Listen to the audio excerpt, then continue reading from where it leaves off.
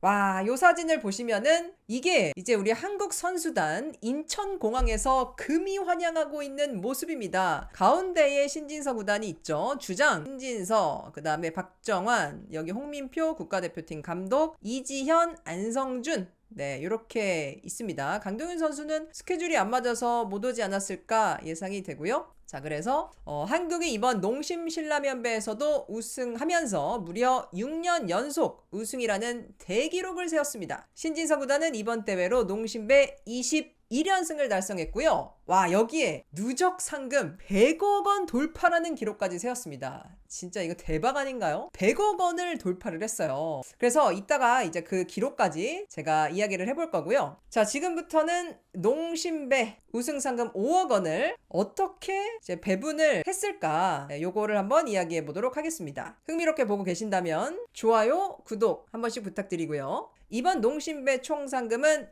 5억 원입니다. 여러분 혹시 그거 아세요? 16회 농심배 대회까지는, 그러니까 한 10년 전까지는요, 상금이 2억밖에 안 됐어요. 2억. 근데 17회부터 상금이 대폭 늘어난 거예요. 5억 원으로 대폭 증액을 했습니다. 그래서 이제 완전히 또 동기부여가 되는 거죠. 자, 그래서 이제 5억 원 상금, 이 가운데 상당 부분 출전 선수들에게 균등하게 배분이 되고요. 나머지는 기여도에 따라서 나누어 갖는 구조인데요. 먼저 공식 기사로 발표된 내용부터 말씀을 드리면은 27회 농심배에서 신진서 구단이 받는 상금은 1억 5천만 원입니다. 네, 1억 5천만 원으로 정해졌다고 하고요. 그리고 이제 신진서 선수는 이 상금을 받으면서 개인 누적 상금 100억 원 돌파해버렸고요. 사실 현재까지 공개된 거 신진서 구단의 상금 액수뿐이고요. 다른 선수들이 얼마씩 나눠 갔는지 아직 발표되지 않았습니다. 다만 농심배는 그동안의 상금 배분 관례가 꽤 좀 명확한 편이어가지고 대략적인 구조와 금액 충분히 추정해 볼 수 있어서 제가 또 준비를 해 봤습니다. 자, 요거를 일단 먼저 보여드리면은, 요거는 22회 농심배거든요. 보이시죠? 22회 농심배 때 신진서 구단이 농심배로 돈을 가장 많이 벌었을 때요, 상금을 가장 많이 탔을 때 무려 2억을 넘게 벌었습니다. 2억 857만 원을 벌었어요.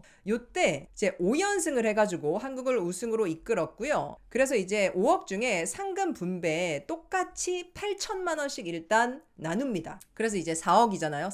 4억을 똑같이 5명이서 나눠요. 그리고 우승 결정을 신진서가 했기 때문에 4,250만 원을 가져가고요. 승수 수당, 그래서 이제 5승을 했죠. 4,107만 원을 또 가져갑니다. 그리고 이제 대국료는 한 판에 300만 원이니까 5판 도수니까 1,500만 원. 그리고 이제 연승 상금이 3천만 원, 3연승부터 1,000만 원이거든요. 와, 그래가지고 2억 857만 원이라는, 이때가 가장 많이 벌었어요, 신진서 선수가. 그리고 이제 신민준 선수가 1승 1패 해가지고 8천에, 그다음에 한 판 이겼으니까 821만 원, 대국료 600 해서 9,421만 원 벌었고요. 홍기표 선수도 1승 1패 9,421만 원, 강동윤 선수 1패 8,300만 원. 그리고 이게 대박이에요. 박정환 두지도 않았어. 박정환은, 그러니까 신진서가 4번째로 나가고 박정환 선수는 이제 뒤에서 진서가 여기서 이제 끝내주려나 하면서 보고 있었는데 진짜 끝내준 거예요.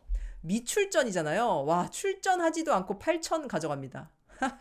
그냥 앉아가지고 와, 이거 진짜 개꿀이다 이러면서 관전하면서 한 판도 안 뒀어요. 관전하면서 8천만 원 가져간, 박정환 또 위너다. 네, 그래서 농심배는 단체전이어서 이런 일도 사실 꽤 많이 일어납니다. 자, 그리고 이제 다음을 보시면은요, 자, 요거를 한번 보시면 제가 정리를 한 건데, 요게 이제 작년 기준입니다. 작년 26회 대회 때, 요때 재밌는 거는 김명훈 선수가 4연승 했기 때문에 신진서보다 더 벌어갔습니다. 더 벌어갔어요. 그래서 아까 22회 대회 때는 8천씩 나눴는데 작년은 7천씩 나눴어요. 그 다음에 승리수당을 신진서 선수가 2,856, 여기 2승 했거든요. 김명훈 선수가 4연승 해가지고 5,714만원, 박정환 선수 1승해서 1,428만원을 가져갑니다. 요거 이제 나눈 거고, 신진서가 끝내기를 했기 때문에 끝내기 우승 5천만원, 그래서 이제 대국료까지 다 해가지고, 김명훈 선수만 연승 상금이 있죠. 3연승부터 4연승 했으니까 2천. 그래서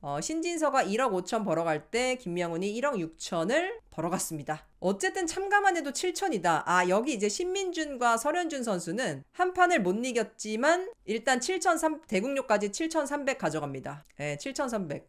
그러니까 농심배 선발전을 피 튀기게 해가지고 선발이 돼야 되는 게 일단 선발만 되면 내가 지더라도 7,300만 원을 가져갈 수 있는 거예요. 이게 신진서가 있으니까 그쵸, 아주 든든한 거죠. 그러면 이제 올해는 어떻게 됐을까? 올해를 제가 또 이제 보여드리면은요, 따단 신진서가 1억 5천을 받는다는 거는 이게 확정이 됐습니다. 요거는 확정이에요. 근데 어디서 얼마를 받고 요런 것들은 지금 나오지 않았는데, 그래서 이제 제가 추정을 이게 다 되거든요. 기본으로 일단 시나리오가 두 개가 있어요. 요게 시나리오 1번이고 여러분은 어떤 시나리오대로 갈 것 같은지 우리가 한번 예측을 해볼게요. 왜냐면 항상 기본으로 8,000 나누고 7,000 나눴기 때문에 8,000이랑 7,000으로 이렇게 해봤고, 그래서 이제 기본으로 8,000씩 나눠 가집니다. 그리고 승리수당 신진서 3연승 했기 때문에 3,000, 이지연 2연승 2,000, 강동윤이 1승 했기 때문에 1,000, 한 판 이길 때마다 1,000만 원씩 승리수당 가져가고요. 우승을 결정지었기 때문에 4,000입니다. 작년이 5,000이었는데 이거 5,000 줄만도 한데 5,000을 주면은 이게 계산이 안 맞아요. 그리고 이제 이지연 선수가 또 2연승 했기 때문에 8,000에 2,000 해가지고 1억. 강동윤 선수도 1승 했기 때문에 8,000에 1,000에서 9,000. 그리고 박정환, 안성준 선수 한 판을 못 이겼지만 어쨌든 기본금이 8,000이 있기 때문에 와, 진짜 부럽네.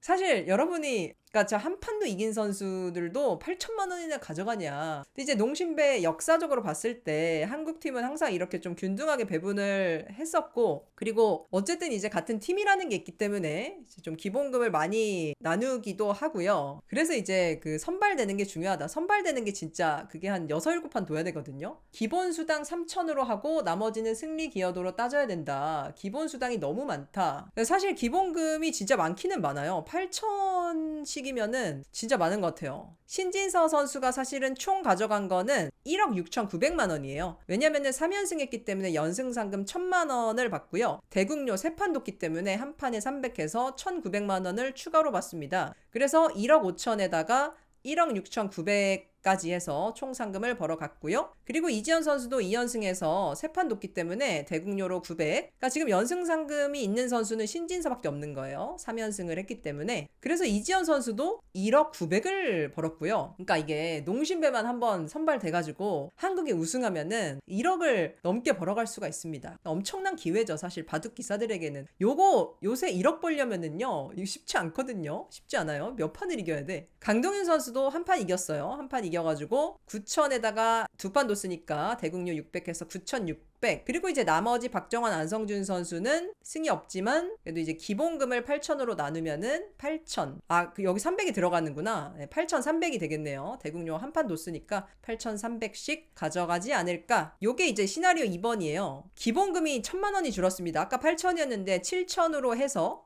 7,000으로 하고 여기가 이제 3억 5천. 그다음에 승리수당을 신진서가 3연승을 했고 이지연 2승, 강동현 1승 했거든요. 그러니까 총 6승을 하고 우승을 했어요, 한국이. 그래서 요거를 이제 나눠가지고 5천, 3천, 2천으로 하고 우승수당 3천. 그러면은 1억 5천이 됩니다.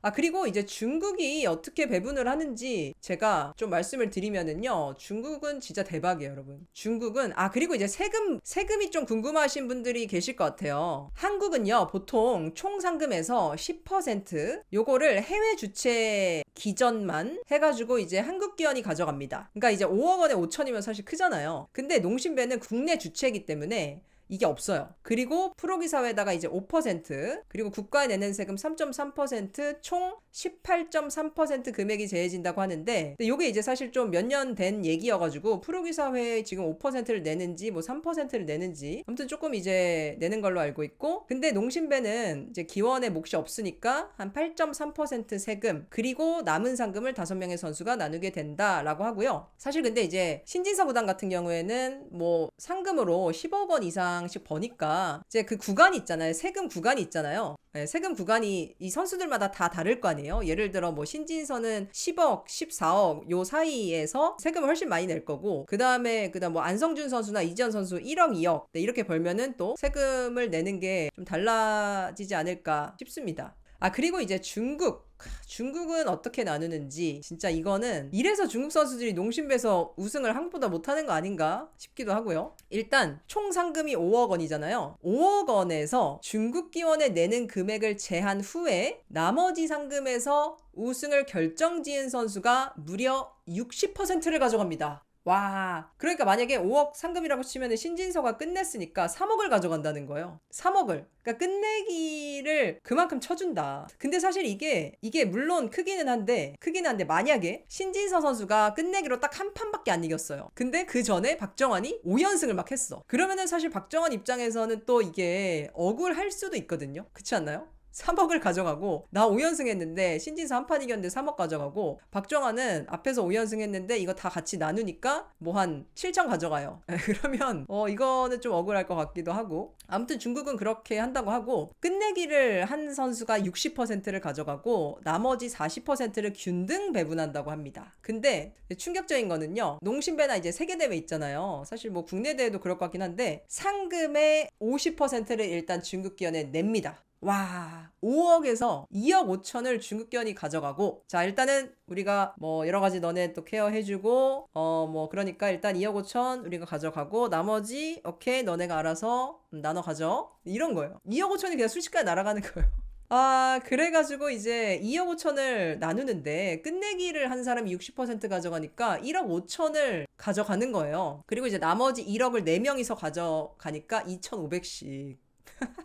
한국 선수들은 한 판도 못 이겨도 8천씩 가져가는데 만약에 끝내기 안 하고 앞에서 뭐 나가가지고 둔다고 하더라도 2,500만 원밖에 못 가져간다. 그러니까 이게 공산주의와 자본주의의 차이인가? 이러면은 동기부여 자체가 이게 에너지 자체가 힘이 한국 기사는 막 죽을 듯이 모든 걸 걸고 막 싸울 거 아니에요. 근데 중국은 물론 이제 열심히는 두겠지만 어차피 내가 이거 이겨도 2,500만 원이고 이런 느낌이 있으니까 끝내기를 하더라도 1억 5천. 네, 어쨌든 뭐 이렇게 된다고 하고요. 참고로 그 스웨 구단이 예전에 LG배 우승했었는데 이때 이제 상금의 50%를 중국견에 냈다고 합니다. 근데 심지어는 더 심한 거는 그 전에는 심지어는 60%를 떼갔대요. 와, 진짜 3억 원의 LG배 상금을 먹으면은 60%를 일단 떼이고 그리고 나서 나머지를 내가 가져간다. 자, 그리고 이제 이게 끝이 아닙니다, 여러분. 신진서의 누적 상금 100억 원 돌파. 이게 얼마나 대단한 기록인지를 제가 한번 보여드리도록 하겠습니다. 자, 요거를 보시면은요. 지금까지 한국 기사들 중에 100억 원을 넘게 벌어들인 기사 1위가 이창호 구단입니다. 107억 7,445만 원 현재 기준이고요. 2위가 박정환 구단이에요. 작년에 100억을 돌파했습니다. 103억 6,546만 원. 그리고 이번에 신진서 구단이 드디어 100억을 돌파했습니다. 100억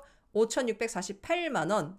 요게 역대 누적 상금 1위, 2위, 3위고요. 그리고 4위가 이세돌 구단인데요. 100억을 살짝 못 미치는 97억 1,456만 원 누적 상금을 기록을 하셨고 은퇴를 하셨죠. 이세돌 구단은. 요거를 보여드리면 누적 100억 달성 시에 나이가 진짜 차이가 많이 나요. 이창호 구단은 40세 15일 그리고 박정환 구단은 32세 1개월 27일 신진서는 25세 10개월 20일입니다. 와 20대는 또 처음이에요. 물론 이제 이창호 구단의 시절은 이제 뭐 20년 전 굉장히 이제 옛날이기도 하고 그 돈의 가치 자체가 다르지만 그래도 25세 때 100억을 돌파했다는 것은 엄청나지 않나요? 그리고 이게 다가 아니라 입단부터 100억 달성까지의 기간을 보시면 이창호 구단 거의 30년이 걸렸죠. 29년 12일 박정환 구단 18년 9개월 25일 신진서는 대폭 단축됐습니다.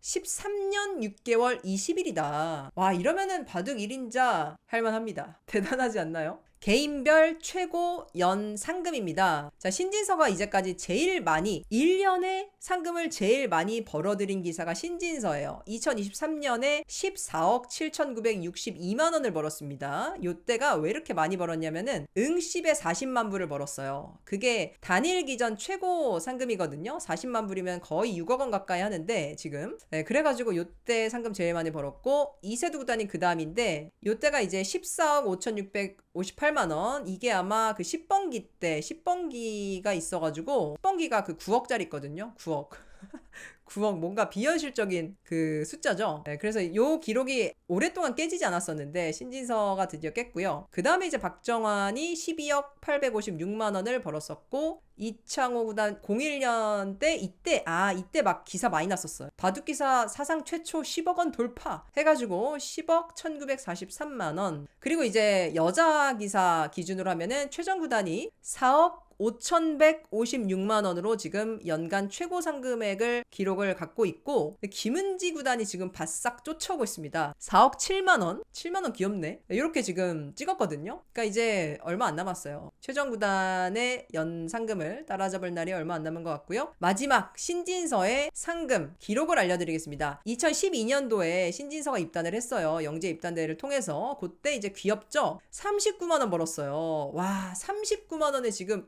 14억 벌었으면은 몇 배가 뛴 거예요? 하지만 이제 다음에 2,567만 원을 벌었고요. 그 다음에 이제 입단 2년 차에 와 역시 신진서네 8,579만 원을 벌었습니다. 이거 보통 신예 기사들이 이렇게 못 벌어요. 그리고 나서 입단 이제 1, 2, 3, 4년 차에 벌써 2억 가까이 벌었네. 1억 9천 벌었습니다. 그 다음에 입단 5년 차에 2억 3천 벌고요. 입단 6년 차에 3억 6천. 차근차근 올라가네요. 와 진짜 차근차근 올라간다. 그리고 입단 7년 차에 5억 7천. 입단 8년 차에 7억 넘었습니다. 입단 8년 차에. 그리고 나서 드디어 입단 9년 차에 10억을 돌파합니다. 그리고 이제 10억, 14억.